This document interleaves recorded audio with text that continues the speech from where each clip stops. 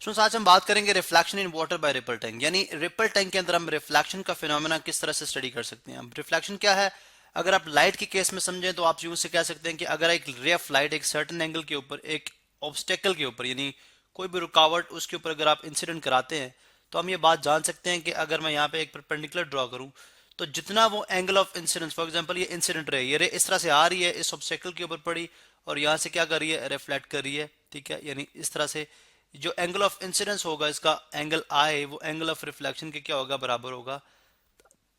अब यही फिनोमेना हमने वाटर के केस में स्टडी करना है कि क्या वाटर के अंदर भी ऐसा होता है या नहीं। अब इसके लिए हम एक रिपल टैंक, एक ऐसा डिवाइस जो एक रेक्टेंगुलर ट्रे जो कि शीशे की बनी है, ग्लास की बनी है, उसके अंदर हम क्या करते हैं, वाटर डालते हैं, जो कि इतना गहरा वाटर नहीं होता। अब उस सबसे पहली बात कि इसको गिलास का जो हमने इसको बनाया है, ये शीशे का बनाया है जो ट्रांसपेरेंट होता है बेसिकली, जिसमें से लाइट पास करती है। अगर आप यहाँ पे देखें, जो इल्यूमिनेशन यानी जो लाइट रेज यहाँ से आएंगी, ठीक है, वो इसके ऊपर हिट करेंगी और इसमें से पास ऑन होके जो नीचे आपके पास शीट पड़ी है, जिस तरह की भी वेव्स आपके पास यहाँ पे बनेंगी, उनका इमेज शीट के ऊपर आपको नजर आएगा। अब अगर आप देखें तो जो फर्दर हमने वेव प्रोड्यूस कैसे करनी है, वाटर के अंदर जो वेव पैदा होती है वो तो डिस्टर्बेंस से होती है। मीन एक पार्टिकल दूसरे पार्टिकल को डिस्टर्ब करेगा, दूसरा तीसरे को, तीसरा, इस तरह से एक वेव जो है वो चलती जाएगी, ठीक है। अब क्वेश्चन ये है कि हम जो है यहाँ पे वेव प्रोड्यूस कैसे कराएंगे। उसके लिए हम इस रिपल टैंक के अंदर एक ऑसिलेटिंग पैडल, जो कि एक स्टैंड के साथ हम इसको बांधते हैं, ठीक है। स्टैंड आपको नजर आ रहा है, इसके साथ हमने एक ऑसिलेटिंग पैडल बांधा जिसके साथ एक मोटर लगी हुई है, ठीक है, जो कि क्या करेगी, जब ये मोटर मूव करेगी तो ये ऑसिलेटिंग पैडल इस वाटर के अंदर अप एंड डाउन वाइब्रेट करेगा। जब ये वाइब्रेट करेगा तो डेफिनेटली क्या करेगा, ये वेव पैदा कराएगा। अब चूंकि अगर आप देखें तो बिल्कुल ये स्ट्रेट है, तो वेव जो पैदा होंगी वो बिल्कुल सीधी होंगी। अब वेव के ऊपर आपको जो पैटर्न नजर आ रहे होंगे वो दो तरह के होंगे, एक आपको ब्राइट लाइंस नजर आ रही हैं और अगर आप एक देखें डार्क लाइन नजर आ रही हैं। अब अगर आप देखें, आपको पता है वेव जो है, वाटर वेव कैसे ट्रेवल करती है, जब आपने यानी in the form of crest and trough travel करती है, ठीक है, in the form of crest and trough travel करती है। यानी अगर मैं यहाँ पे शो करूँ तो इस तरह से ये वेव जो है वो ट्रेवल करेगी डिस्टर्बेंस पे। अब जो अपर पार्ट होता है यानी वेव का, ये जो रेस्ट में पार्टिकल्स है, जब आप इनसे ऊपर वाली हाइट पे लेके जाते हैं पार्टिकल्स को, यानी upper part of the wave, ठीक है, ये वेव क्या होती है, एक ये पोर्शन यानी एक क्रस्ट और एक ट्रफ की मध्य में एक वेव जो जितना डिस्टेंस ट्रेवल करती है, ये दोनों जो इसके टॉप पॉइंट्स हैं, ठीक है, जो ना इसके ट्रफ्स के दरमियान का जो डिस्टेंस है, ये बेसिकली एक वेवलेंथ के बराबर होता है, जिसको हम लैम्डा से रिप्रेजेंट करते हैं। अब इस वेवलेंथ का जो अपर पार्ट है इसको हम क्रस्ट कहते हैं, ठीक है,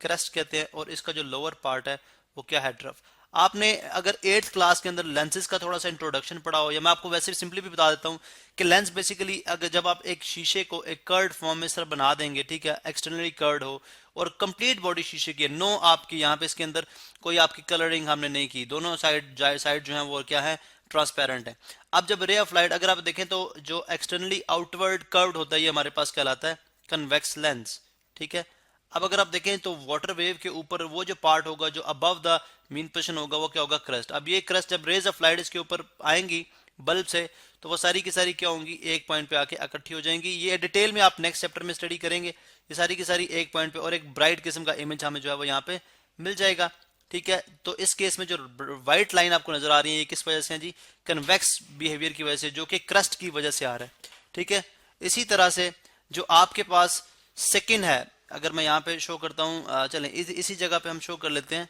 ठीक है, इसी जगह पे हम सेकंड जो आपके पास पार्ट है इस वेव का, जिसकी वजह से हमारे पास ब्राइट डार्क लाइन आती है, ठीक है, वो किस वजह से है। अगर आप यहाँ पे देखते हैं तो हम यूं बात कर सकते हैं जी कि हमारे पास जो, अगर ये वाला पार्ट देखें जो जिसको हम ट्रफ कह रहे हैं, जिसको मैंने ट्रफ बोला, ठीक है। अब जो ट्रफ का पार्ट है यहाँ पे ये डाइवर्जिंग लेंस की तरह बिहेव करे, जो इनवर्ड यानी अंदर की तरफ से बेंड होता है वो क्या होता है, डाइवर्जिंग लेंस। इस पे जब रे ऑफ लाइट आएंगी, ठीक है, तो क्या करेंगी, ये स्कैटर्ड हो जाएंगी, डाइवर्ज हो जाएंगी, एक पॉइंट पे कन्वर्ज नहीं होंगी बल्कि डाइवर्ज हो जाएंगी, किधर चली जाएंगी, इधर चली जाएंगी, इधर चली जाएंगी, ठीक है। ये बेसिकली हमारे पास क्या है, इंसिडेंट रेज ऑफ लाइट है, ठीक है, और ये क्या हो रही है, जो है वो डाइवर्ज हो रही है।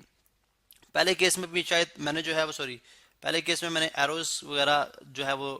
नहीं आई थिंक ड्रॉ किए थे, लेकिन जस्ट आप, मैं अस्यूम कर रहा हूँ कि टॉप से रेज आ रही हैं और इस तरह से डाइवर्ज हो रही हैं। और अब अगर आप देखें तो यहाँ पे किसी जगह पे भी ये मीट नहीं करनी, इस वजह से जो पोर्शन होगा आपको स्क्रीन के ऊपर ब्लैक नजर आएगा, ब्लैक डार्क लाइन नजर आएगी। अब हम देखते हैं कि रिफ्लेक्शन का फिनोमेना हम कैसे स्टडी कर सकते हैं। रिफ्लेक्शन का फिनोमेना स्टडी करने के लिए हम बात करते हैं जी, हम एक ऑब्स्टेकल यूज करेंगे, ठीक है। यानी अगर आप ये देखें तो मैंने एक ऑब्स्टेकल, एक कोई भी ऐसी चीज जो कि जिसमें से जो कि वाटर रेज को जो है वो क्या करेगी, उनके लिए एक ऑब्स्टेकल, उनके लिए रुकावट का काम करेगी, हम इसको इस वाटर के अंदर रख देंगे। और जब हम देखेंगे कि rays of light, for example एक डिस्टर्बेंस की हम बात करें, ये जो पार्टिकल के अंदर डिस्टर्बेंस हो रही है, इसका ट्रेवल करती जा रही है करती जा रही है, अगर आप देखें तो ये मैं एक बेसिकली इसकी डायरेक्शन के तौर पे ले रहा हूँ, ठीक है। यहाँ पे करती जा रही है, सर्टन एंगल के ऊपर इंसिडेंट होती है। तो यहाँ पे अगर मैं एक नॉर्मल ड्रॉ करता हूँ, यानी एक परपेंडिकुलर यहाँ पे मैं अगर ड्रॉ करूँ, तो मैं ये बात देखूंगा कि जिस एंगल के ऊपर इंसिडेंट हो रही है उसी एंगल के ऊपर क्या कर जाएगी ये, अगर आप ये देखें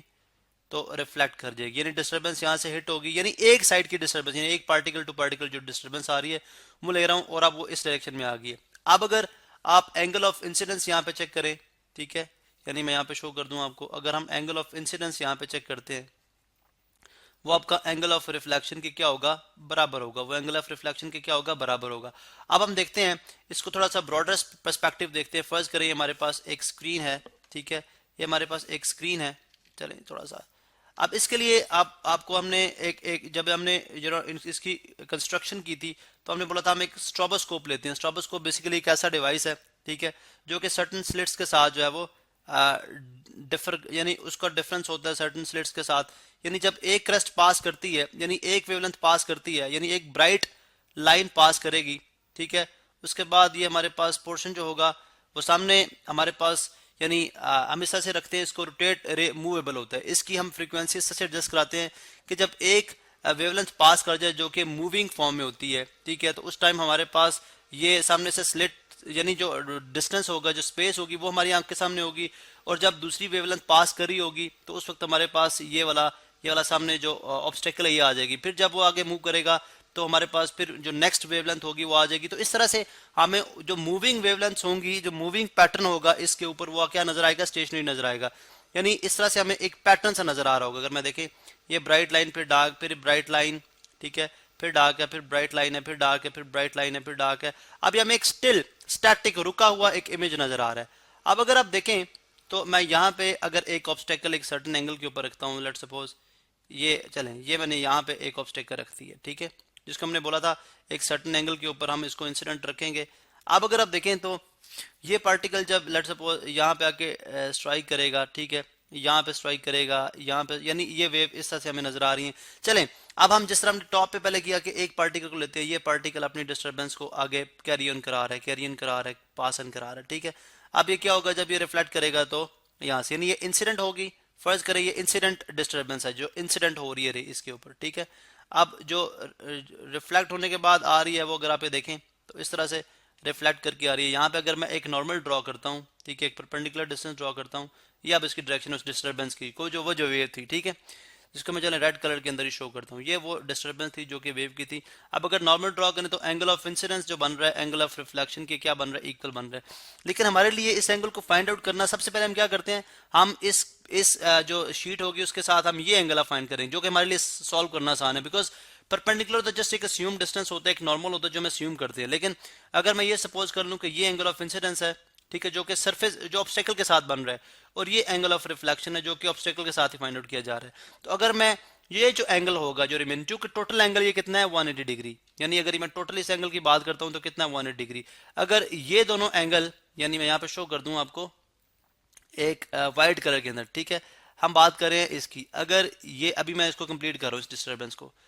अगर आप देखें कि ये दोनों एंगल अगर आपस में मेजरमेंट में बराबर होंगे तो 180 में से अगर आप ये दोनों सब्ट्रैक्ट करा दें, ठीक है, तो पीछे ये जो एंगल होंगे इनको अगर आप हाफ में डिवाइड करेंगे तो डेफिनेटली एंगल आई प्राइम इसको मैं कह दूंगा, फिर इसको आर प्राइम कह दूंगा, ठीक है, आर प्राइम, और ये क्या है आई प्राइम। ये एंगल क्या होंगे, ये भी आपस में क्या होंगे, बराबर होंगे। तो मालूम हुआ कि जो रिफ्लेक्शन का फिनोमेना है वो हम